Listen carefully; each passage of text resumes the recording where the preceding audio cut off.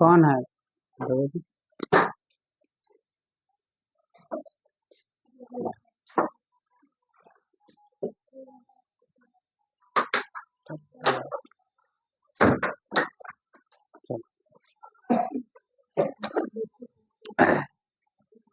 तो आज कितने तारीख है?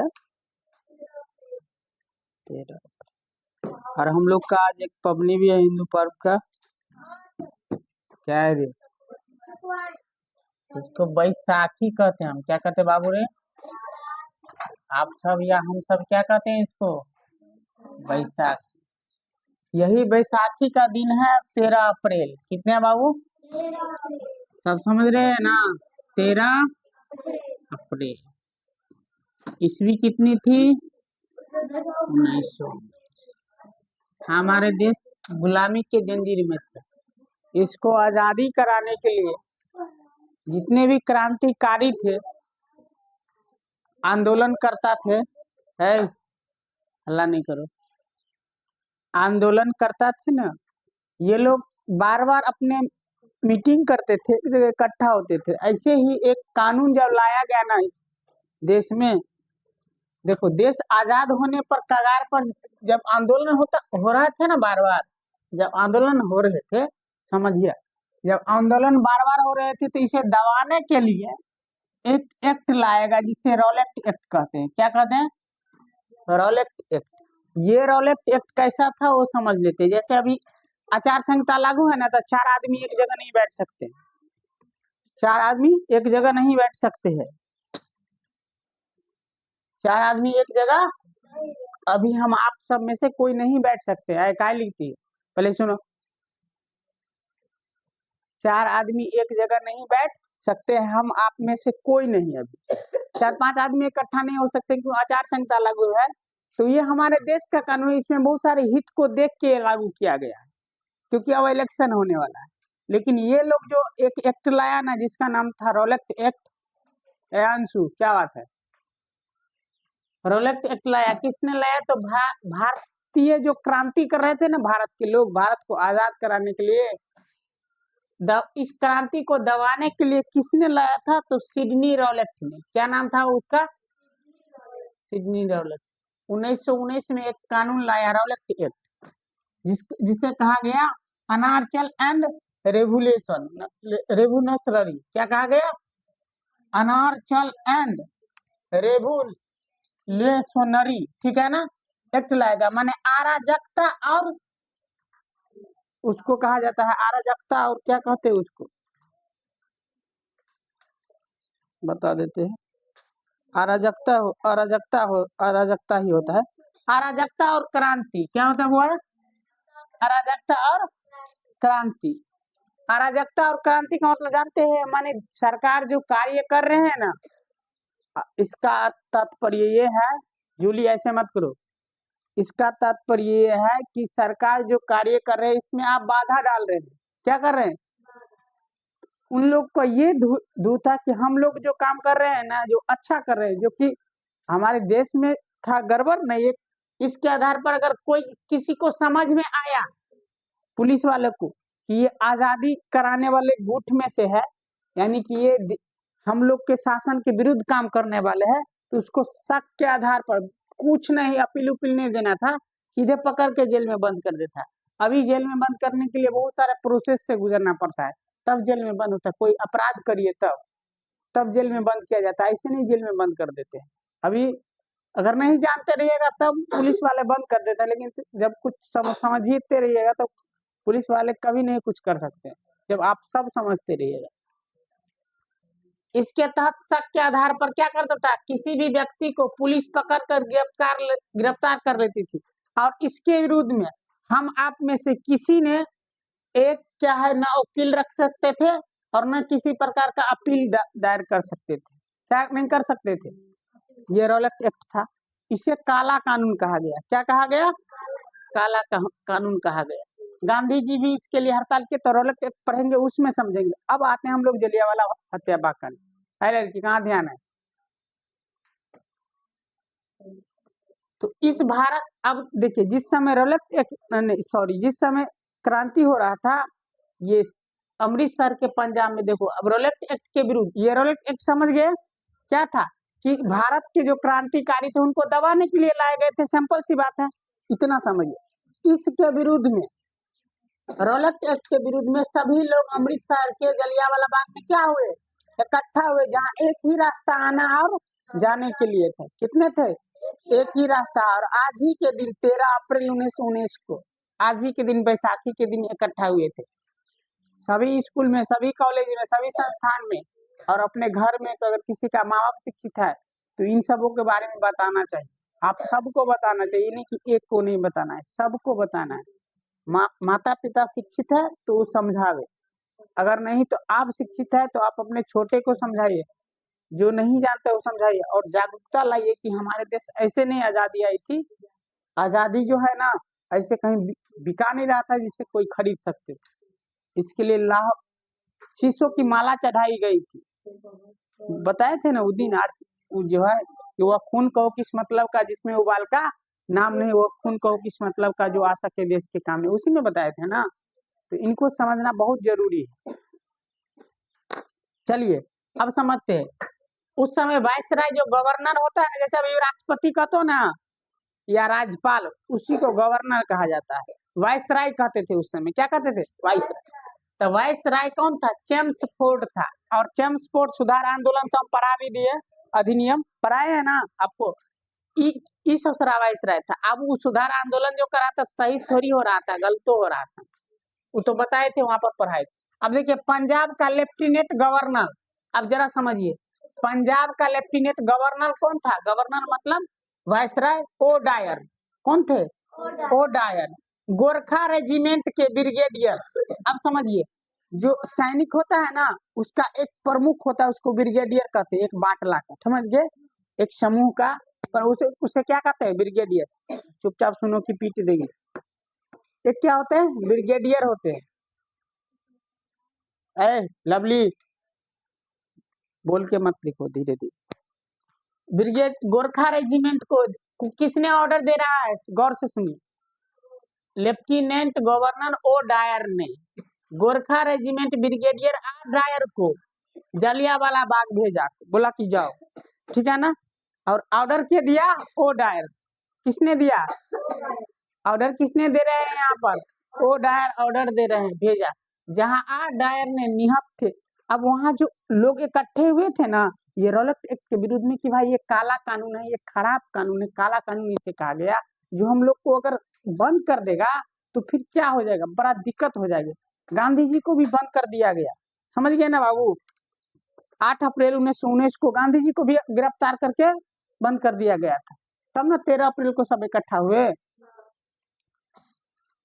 बंद कर दिया गया था। लेकिन तब पर भी सब लोग इकट्ठा हुए और क्या कहते हैं, इस एक्ट को हटाने के लिए, मान कि ये खराब कानून, इसको हटाने के लिए, और अंग्रेज हमारे देश में ही रह के हम पर ही अत्याचार कर रहे, इसके विरुद्ध इकट्ठा हुए थे। समझे, निहत्थे लोग थे, उनकी क्या दुख थे।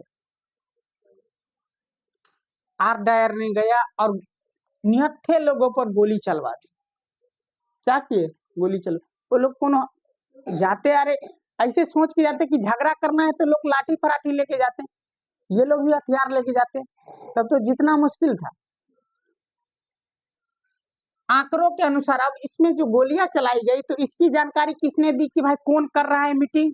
तो देख लो, अपनों ने अपनों को दिल दुखाया है, गैरों नहीं दुखाता है। एक भारतीय का नाम था हंसराज नामक भारतीय ने ये जलियांवाला बाग का सूचना दी, किसको? ओ डायर को सूचना दी कि रे ये लोग मीटिंग कर रहा है, आप लोग जो कानून लाए हैं रोलेट एक्ट, इसके विरुद्ध में ये लोग मीटिंग कर रहा है, वो भी जलियांवाला बाग पंजाब अमृतसर में। कहाँ? पंजाब अमृतसर में। ये स्वर्ण मंदिर से कुछ दूरी पर है, ये जलियांवाला बाग स्वर्ण मंदिर है ना, लोटस टेम्पल जिसको हम लोग कहते हैं पंजाब में। गए कहते सुनने के लिए नहीं समझ रही है। जलियांवाला बाग वहां से कुछ दूर पर है, सच्ची भाषा में आप तो सुनते नहीं। आंकड़ों के अनुसार मरने वाले लोगों की, अब इसको सूचना दी किसने? हंसराज नामक भारतीयों ने सूचना दी थी। अब देखो भारतीयों जो मीटिंग कर रहा था, यानी कि अपना कुछ राय ले रहे थे, एक जगह बैठ के समझौता कर रहे थे कि भाई इस कानून को हटाएंगे कैसे, हम लोग आजाद कैसे होंगे, हमारा देश कैसे सुरक्षित होगा। इसकी जानकारी अंग्रेज को किसने दी? हंसराज नामक भारतीयों ने। और गोली जो चलवा रहे थे ना बाबू, तो सबसे आगे जो आगे किए थे ना, वो आगे किए थे भारतीय अंग्रेज सैनिक। अंग्रेज में कौन थे? भारतीय सैनिक भी थे। कौन थे? भारतीय सैनिक भी थे। भारतीय पुलिस को आगे किए गए थे। देख लो कितने गजब बात हो रहा है, भारतीय को ही आगे कर दिए, पुलिस वाले को। पीछे में है गोरखा रेजिमेंट के लोग। इसके बाद हंसराज नामक आदमी ने सूचना भी दे दिया, सारा तो भारतीय ही कर रहा है और भारतीय को मार रहा है, और अंग्रेज भी इसमें ताली बजा रहा है, मारो अपने में अपने लड़ो, मारो। अभी भी हो रहा है। नेता आएगा, प्रचार करेगा आप लोग को, ठीक है ना, जाएगा हिंदू मुस्लिम में बांट देगा, डोम दुसाद में बांट देगा, कुशवाहा में बांट देगा, कि तुम ब्राह्मण रहो, ये राजकोट है, आप वो रहिए, फलाना ढिमका में बांट देगा, और वोट लेके चला जाएगा, जीत जाएगा, कुर्सी पे राज करेगा। आप लोग कष्ट काटते रहिएगा। कभी मंदिर के नाम पर भड़काएगा, तो कभी मस्जिद के नाम पर भड़काएगा। अरे भाई, हिंदू और मुसलमान में क्या रखा है? जो जिस देश में रहता है उस देश की सेवा करिए, उस देश के लिए मरिए, ये देश आगे बढ़ाइए। अभी कोई राम मंदिर को खूब सपोर्ट कर रहा है तो मस्जिद को खूब बेकार बना रहा है। कोई फिर मस्जिद बनेगा तो कोई लीडर जो है ना मस्जिद को सपोर्ट करेगा, फिर मंदिर को खराब करेगा। ये लड़ाने का एक प्रोसेस है, इसको समझे नागरिक। और अपने प्रतिनिधि जो चुने, जन प्रतिनिधि, वो अच्छा हो, देश के बागडोर उसके हाथ में सौंपिए, जो अच्छे हो, जो इस देश को सही पूर्वक चला सके। उन जैसे महानुभाव व्यक्ति के हाथ में सौंपना है। अभी जो है ना, ये समझ लीजिए कि कभी भी हम लोग हिंदू मुस्लिम के नाम पर नहीं लड़ेंगे। ये लड़वाते हैं लीडर लोग, बड़े बड़े लीडर लोग। हम क्यों लड़ेंगे? हम सब ने देश को आजाद करवाए थे, देश को आजादी एक ही शब्द पर मिली थी। उसको जो है ना, सुप्रीम कोर्ट भी नहीं कुछ कर सकता है। वो सुन लीजिए क्या था कि सबों को समान अधिकार मिलेगा। क्या मिलेगा? समान अधिकार मिलेगा और समान दर्जा मिलेगी। इन्हीं शब्द के कारण हमारे देश आजाद हुए थे, और इन्हीं को आप लोग अगर ऊंच नीच दिखाइएगा तो फिर गलती बात है। संविधान को संशोधन कर देता है अंत से संत, ये क्या बात है?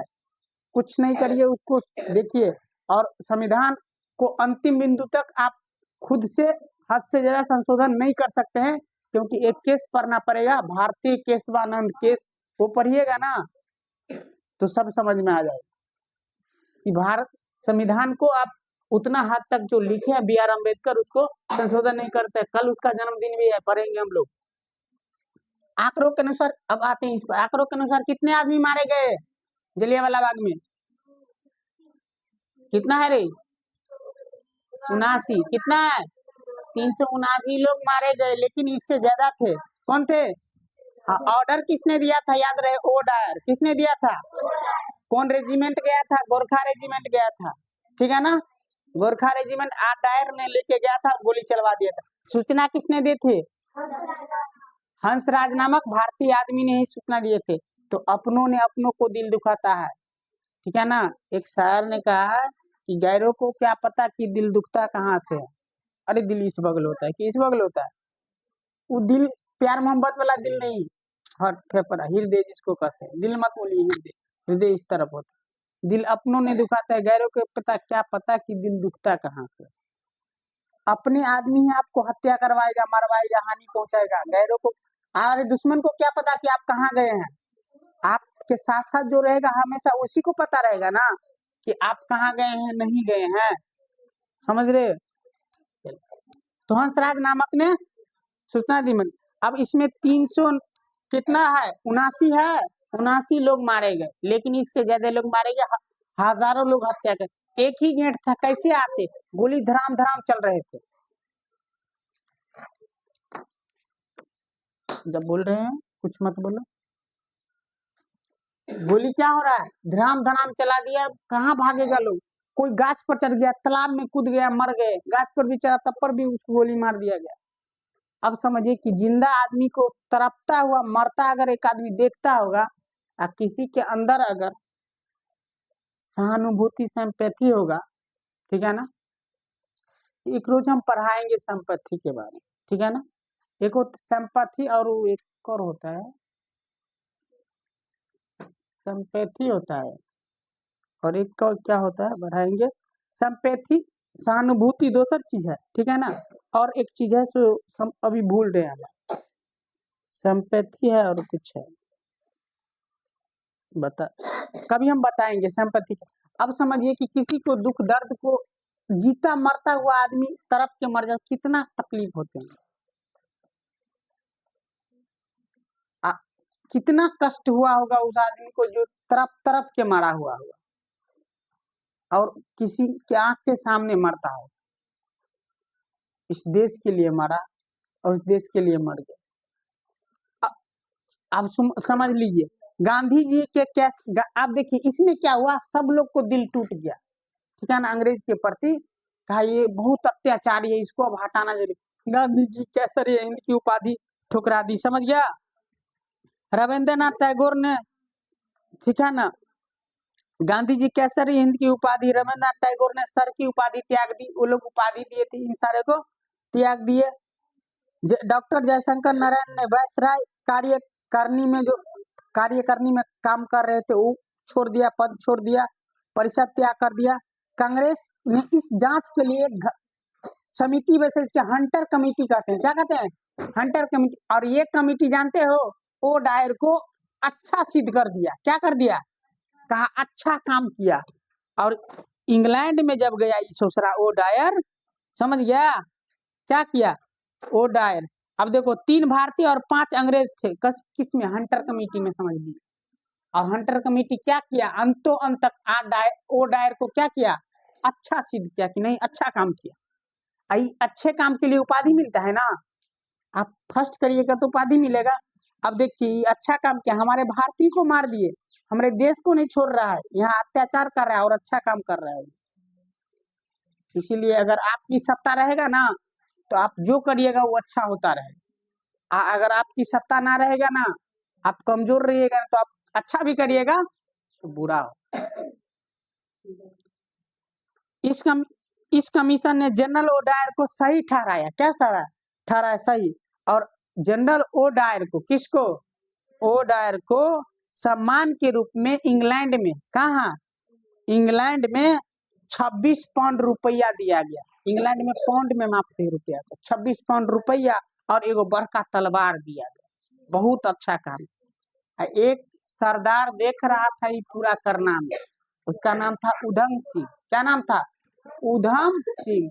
उधम सिंह 1940 में 13 मार्च 1940 में, समझ गया, कैस्टन नामक हॉल में मीटिंग हो रहा था, वो कैस्टन नामक हॉल में जाके एकदम सबके सामने गोली मार दिया उधम सिंह, किसको, ओ डायर को, 1940 में। समझ लीजिए घटा के देखिए 21-22 बरस होता है, कितने होता है, 21-22 बरस की बाद उसको जाके गोली मार दिया। 21 वर्ष 9 महीना की शायद कुछ होता है, उसमें जाके गोली, इतने वर्ष बाद दिल में आग जगा के रखे थे कि ये लोग हमको पंजाब में जाके हमारे भारतीयों को मारा था, वहां जाके गोली मार दिया।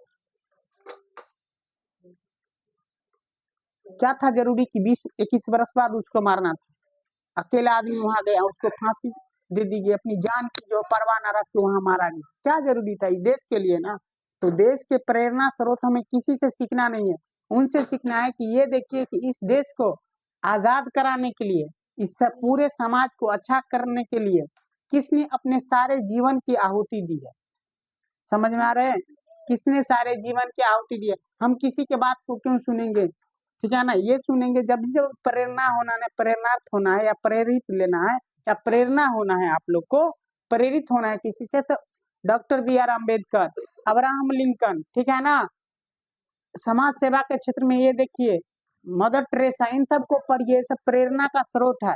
और हम लोग प्रेरणा के स्रोत पर टीवी चैनल में कुछ और देखने लगते हैं, समझ गए ना, अंत सेशन देखते हैं। आज 13 अप्रैल है, कल 14 अप्रैल होने वाला है, सब फेसबुक पर ट्विटर पर अपना अपना टैग लगाना चाहिए, तो सब लगेगा एकदम दांत चियार के, तो आंख चियार के फोटो खिंचा रहेगा ना, वो अपना फेसबुक के आईडी पर लगेगा स्टेटस पर, तो क्या कहते हैं व्हाट्सएप होता है, व्हाट्सएप के स्टेटस, हम किसी का स्टेटस तो देखबो नहीं करते, उतना फुर्सत कहाँ रहता है कि स्टेटस देखेंगे, अने लगाते हैं, क्यों लगाएंगे। अच्छा काम करते रहिए, अच्छा बनते रहिए, पढ़ाते रहिए, पढ़ाना काम है, पढ़ना और पढ़ाना काम है, पढ़ते रहिए, दुनिया को अपने समाज को शिक्षित करते रहिए, जिस समाज में रहते उसको शिक्षित करने की चेष्टा बनाते रहिए और आगे हमेशा बढ़ाने और बढ़ने के प्रयास में रहिए। ये मत समझिए कि एक अकेले हम बन जाएंगे, बाकी दुनिया जाए भाड़ में। हम कभी कभी स्टेटस देखते नहीं थे, किसी किसी का स्टेटस देखते हैं, उसको समझ में आता रहता है कि पूरा दुनिया के सेंटर में एक हम ही है, बाकी कोई है ही नहीं। किसी किसी का स्टेटस देख के तो ऐसा लगता है, व्हाट्सएप का स्टेटस, स्टेटस क्या होता है समझ लो। स्टेटस हैसियत, हस्ती, औकात बताती है। और कोई कोई स्टेटस पर जो है ना, किसी को फोटो देख के मत समझिए कि खुशहाल होगा। अरे फोटो 2 मिनट में 25-50 फोटो खींचा गया, उसमें से 2-3 फोटो स्टेटस पर लगा दी गई, तो क्या उसकी जिंदगी ऐसी है? नहीं। और कभी भी स्टेटस पर ये मत दिखाइएगा कि केवल हम ही हैं इस संसार में, बाद बाकी कोई नहीं। कोई कोई आदमी लगाता है, हम देख के छोड़ देते और औरती देखबे नहीं करते, छोड़ दे। क्या है? क्योंकि टाइम ही नहीं बचता है, किसी का स्टेटस क्यों देखेंगे। अपना खुद स्टेटस बनाइए कि आपके द्वारा कही गई वाक्य और आपको फोटो, आपका जो शैली है जीवन, आप जिसका कार्य, जिस क्षेत्र में कार्य कर रहे हैं, उसका स्टेटस लोग लगा दें। तो जलियांवाला हत्याकांड समझे, अपने देश के लिए मरिए, वरन तक कोई देखो, किसी को धोखा मत देना, चीट मत करना, किसी से बेईमानी नहीं कर। किसी को क्या मिला है यहाँ? कोई एक बार धोखा देगा तो उससे क्या हो जाएगा? कोई कुछ ठग लेगा, उससे क्या हो जाएगा? महान थोड़ी कहलाएगा, इसका परिणाम कहीं ना कहीं भोगना पड़ता है। हम किसी को चीट कर लेंगे, धोखा दे देंगे, इससे क्या हो जाएगा? या कोई किसी को धोखा दे दे, इससे क्या हो जाता है? महान हो जाता है? नहीं, कहीं ना कहीं इसका परिणाम चुकाना पड़ता है। हम सब मिल के रहेंगे, एक साथ रहेंगे, और इस यहाँ ना जाति के लिए लड़ेंगे, ना धर्म के लिए लड़ेंगे। हम लोग सब हिंदुस्तानी है, जो भारत में है वो सब हिंदुस्तानी है। ये नहीं कि मुसलमान है तो मुसलमान है, नहीं, सब क्या है? हिंदुस्तानी है। समझ गए? अब कल क्या है बोलो? 14 अप्रैल किसके जन्मदिन है, जयंती है? जो पूरे संविधान सभा में सबसे पढ़े लिखे आदमी, उसका जन्मदिन है। जो हमारे और आपको यहाँ बोलने का अधिकार दिलवाया, यहाँ बैठे हैं आप लोग लड़कियां, इन सबको अधिकार दिलाए, उनको, उनके जन्मदिन है। इसलिए उनके जन्मदिन पर सभी लोग अपने अपने घर में उनका फोटो लाइए, उन पर माला चढ़ाइए। अगर स्कूल में हो रहे हैं तो वहां जाके माला अर्पण कीजिए, उसको प्रणाम करिए, और मन ही मन याद रखिए, इन जैसे आदमी इस समाज में फिर जन्म ले, और इस समाज में जो अराजकता अभी फैल रहे हैं वर्तमान में, उसको नष्ट कोई करे नहीं। तो हम लोग प्रयास करेंगे ताकि इस अराजकता से दूर रहे और हमारा समाज सुंदर, शांतिपूर्ण आगे बढ़ते रहे।